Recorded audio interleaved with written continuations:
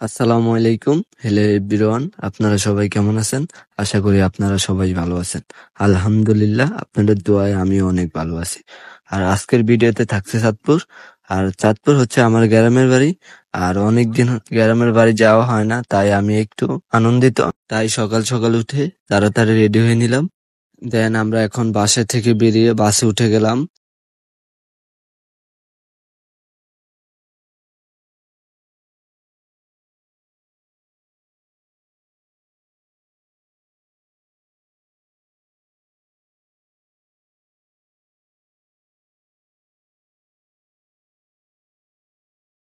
Finally guys আমরা সদরঘাট চলে আসলাম। আর এই জায়গায় এসে দেখি অনেক মানুষের ভিড়।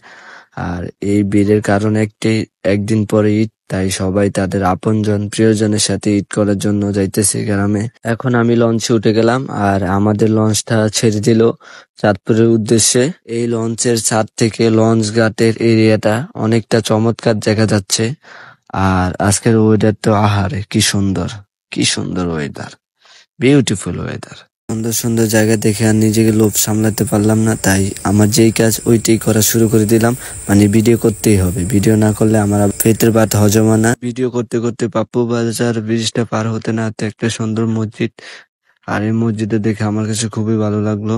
এই গাছগুলো লাগানো দেখে আমার কাছে ভালো লাগছে, কারণ গাছ লাগান পরিবেশ বাঁচান, তার চেয়েও বেশি ভালো লাগছে এই নামাজের ব্যবস্থা থাকার কারণে।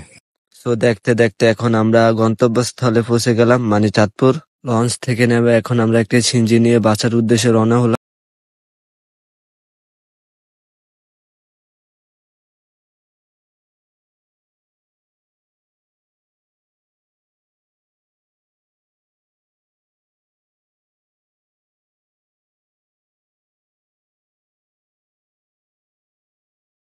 তো ভিডিওটা এই পর্যন্তই। ভালো লেগে থাকলে লাইক কমেন্ট শেয়ার করে দিবেন আর পেজটা ফলো করে দিবেন, কারণ সামনে আরো চাঁদপুর নিয়ে নতুন নতুন ভিডিও আসতে চলেছে। সবাই ভালো থাকবেন, আল্লাহ হাফেজ।